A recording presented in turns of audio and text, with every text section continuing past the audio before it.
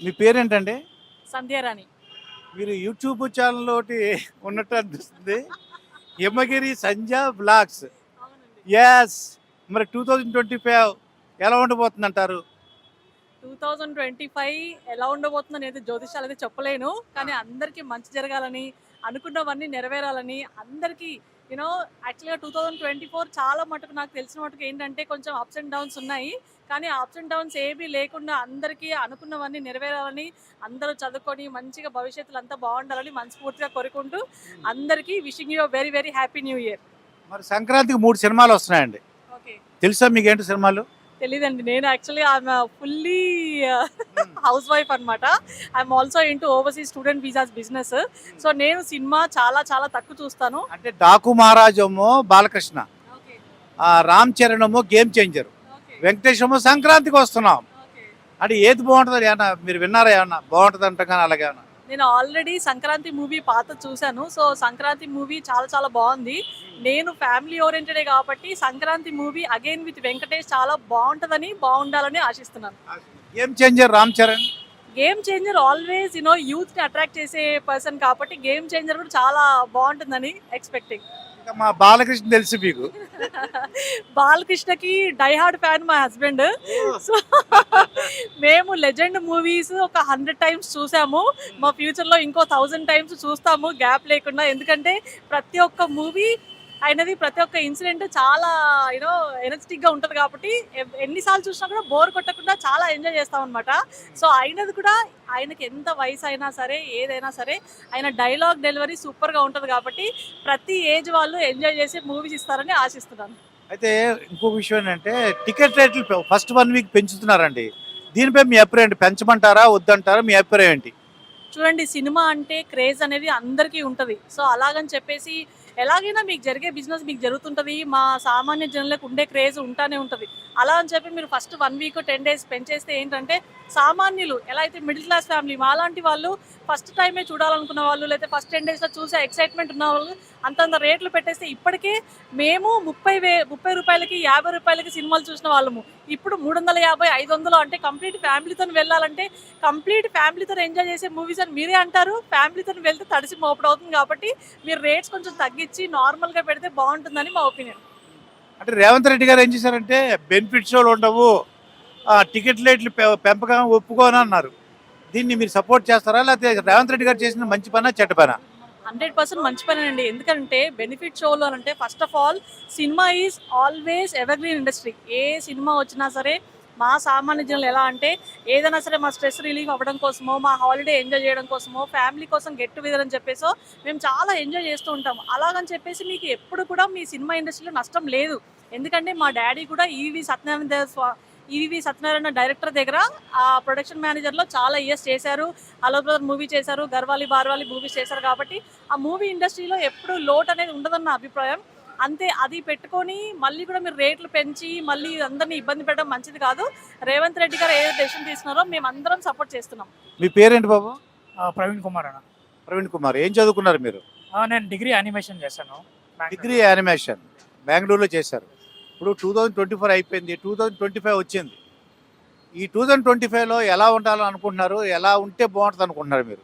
Simple sir, 2025 హెల్దీగా ఉండాలని కోరుకుంటున్నాను. సో ఇంకా బాగా డబ్బులైతే బాగా సంపాదించాలి, అది అందరికీ ఉంటుంది. సో అదొకటి మెయిన్ ఎయిమ్గా పెట్టుకున్నాము. ఇంకా మేబీ ఇంకా పెళ్ళి చేస్తున్నారు చూస్తున్నాము. మేబీ పెళ్ళి అయితే ఇంకా మంచిదే. యా. అంటే పెళ్లి చేసుకుందాం అనుకుంటున్నారు 2025లో పెళ్ళి. అంటే కట్నం ఎంత కావాలి? కట్న కట్నం గిట్ట ఏమొద్దు. రియాలిటీగా చెప్పాలంటే ఏమొద్దు, మనకు ఒక మంచి అమ్మాయి దొరికితే చాలు అంతే. మంచి అమ్మాయి అంటే ఏంటి? అందంగా ఉండాలా, క్యారెక్టరా, లేకపోతే డబ్బులు ఉండాలా, ఏంటి? క్యారెక్టర్ బాగుండాలండి. అన్నం కింద అంత అవసరం లేదు. బాగా మా మా పేరెంట్స్ని బాగా రెస్పెక్ట్ చేస్తే చాలు. వాళ్ళు చూసుకునేది కూడా అవసరం లేదు. జస్ట్ వాళ్ళకి ఏం చెప్పకుండా, ఎదురుగా చెప్పకుండా రెస్పెక్ట్ ఇస్తే చాలు. మీ అంటే పర్ మంత్ ఎంత వస్తుంది మీకు అమౌంట్? నేను ఒక 50,000 వరకు అర్న్ చేస్తాను. ప్లస్ ఫ్రీలాన్సింగ్ ఏమన్నా వస్తే అది ఎక్స్ట్రా ఇన్కమ్. ఇప్పుడు ఒక అమ్మాయి పెళ్లి అదే పెళ్లి కూతురు, ఆమె కూడా జాబ్ చేయాలా లేకపోతే ఇంట్లో ఉంటే సరిపోతుందా? అలా రిక్వైర్మెంట్ అని ఏం లేవు. చేసినా ఓకే, చేయకపోయినా ఓకే. బెటర్ నేనైతే వద్దనుకుంటున్నాను. ఇంట్లో ఉంటే హ్యాపీగా మేము ఉన్నాం కదా, మేము చూసుకుంటాం. ఇప్పుడు మన సంక్రాంతికి 3 సినిమాలు వస్తున్నాయండి. డాకు మహారాజ్, గేమ్ చేంజర్, సంక్రాంతికి వస్తున్నాం. విన్నారా ఈ పేర్లు ఏమన్నా? యా విన్నా. ఏ సినిమా చూద్దాం అనుకుంటున్నారు? ఎలా ఉండబోతున్నాయి అంటారా మూవీస్? 3 సినిమాలు నేను చూస్తా, ఫస్ట్ డేనే చూస్తా 3 సినిమాలు. ఎందుకంటే మూవీ లవర్ నేను బేసిక్గా. 3 సినిమాలు చూస్తాం, 3 సినిమాలు బాగా ఎగ్జైట్గా ఉన్నాయి. సో గేమ్ చేంజర్ బాగుంది, సంక్రాంతి వస్తాం మంచి కామెడీ ఎంటర్టైనర్, గేమ్ చేంజర్ మంచి పొలిటికల్ డ్రామా, ఇంకా సంక్రాంతి వస్తామంటే ఇంకా అఫ్ కోర్స్ మన ఫెస్టివల్ గురించే ఉంటుంది. డాకు మహారాజ్ వచ్చేసి కొంచెం బాలయ్య బాబు ఇక్కడే కాదండి, బెంగళూరులో కూడా మంచి క్రేజ్ ఉంది ఆయనకి. మామూలుగా కాదు, బీభత్స్గా ఉంది. సో 3 సినిమాలు ఎదురు చూస్తున్నాము. సో చూద్దాం ఆ రోజు ఎలా ఉంటుంది. అయితే మీరు ఆంధ్ర నుంచి వచ్చారు కదా, ఆంధ్రాలో ఇప్పుడు ఎలా ఉంది? కూటమి ప్రభుత్వం ఎలా ఉందంటారు మీ విన్నంత వరకు? నాకంత ఐడియా లేదు సార్, ఎందుకంటే నేను బేసిక్గా బాటప్ ఇన్ కర్ణాటక, బెంగళూరులో ఉంటాం కాబట్టి ఆంధ్ర గురించి అంత ఐడియా లేదు. బట్ అదే అంటే కొంచెం బ్యాడ్గానే ఉంది. సో మొన్న మీకు సినిమా టికెట్ల రేట్లు అంటే ఫస్ట్ 1 వీక్ సంక్రాంతి సందర్భంగా, లేదంటే ఏ ఫెస్టివల్ సందర్భంగా ఫస్ట్ అంటే ఏ కొత్త సినిమా రిలీజ్ అయినా కొంత రేట్లు పెంచుకుంటారు. అది కరెక్టా రాంగా? అంటే రేట్లు అంటే మనకి తగ్గట్టుగా, అంటే మనం ఫ్రెండ్లీ బడ్జెట్ లాగా ఉంటే ఓకే, మనం వెళ్ళి చూడొచ్చు. మరి హెవీగా పెంచేశారంటే మేము చూడలేము, మిడిల్ క్లాస్ పీపుల్ అయితే అసలు చూడలేము. సో అదొకటి కొంచెం తగ్గిస్తే బాగుంటుంది. తగ్గిమంటే పూర్తి అని కాదు, ఒక మాకు తగ్గట్టుగా మేము కట్టుకునేలాగా ఉంటే ఓకే, మేము చూస్తాం. ఇప్పుడు ఎక్కువగా ఆడవాళ్ళు ఎలా ఉంటున్నారు? ఆడవాళ్ళు కానీ మగవాళ్ళు కానీ ఈ జనరేషన్ పిల్లలు చూస్తుంటే మీకు ఏమనిపిస్తుంది? వాళ్ళ బిహేవియర్ కానీ మీ అమ్మ నాన్నలు చూసుంటారు, మీ తాతగారాలను చూసుంటారు. మరి ఇప్పుడు ఈ జనరేషన్ పిల్లలు ఆడపిల్లలు కానీ మగవాళ్ళు కానీ ఎలా ఉంటున్నారంట? అది చెప్పుకోవాలంటే కొంచెం బాధ వేస్తుందండి. బికాజ్ ఎందుకంటే చాలా వరకు చెడిపోయినారు, అమ్మాయిలైనా కానీ అబ్బాయిలైనా కానీ. నేను యాక్చువల్లీ 90s పిల్లోడిని. సో ఈ 2000 జనరేషన్కి వచ్చేటప్పటికి అమ్మాయిలు కానీ అబ్బాయిలు కానీ చాలా కల్చరల్గా చాలా పాడైపోయారు. పబ్స్ కానీ ఇలా డ్రింక్స్ కానీ స్మోక్స్ కానీ ఇవన్నీ చేస్తున్నారు. నేను కల్లారా చూశాను.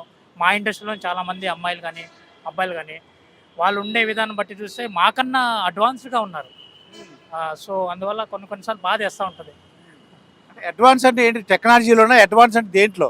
అన్ని రకంగా టెక్నాలజీ పరంగా ముందున్నారు, ఇలా బ్యాడ్గా అవడం వల్ల కూడా ముందు. అంటే బ్యాడ్ అంటే వాళ్ళే ముందే శారీరకంగా కలుసుకోవడం, నైట్లు గడిపేయడం, ఒకరికొకరు అలా ఉందంటారా? అవునవును ఉంది, అది ఉంది, డ్రగ్స్ ఉంది, స్మోకింగ్ డ్రింకింగ్ అన్నీ ఉన్నాయి. మరి 2025లో ఫైనల్గా ఎలా ఉండాలని కోరుకుంటున్నారు? బాగుండాలని కోరుకుంటున్నానండి. మా ఫ్యామిలీ కానీ మా ఫ్రెండ్స్ కానీ నేను కానీ అందరం బాగా ఉండాలని కోరుకుంటున్నాము. అందరికీ మంచి ఫ్రెండ్స్ అయినా కానీ అందరికీ కెరియర్ బాగా ఉండాలని కోరుకుంటున్నాం. ఎస్పెషల్లీ అందులో నేను కూడా ఉండాలని కోరుకుంటున్నాను. అందరూ బాగుండాలి, అందరిలో మనం ఉండాలి. విష్ హ్యాపీ న్యూ ఇయర్ 2025 అందరికీ. So be happy.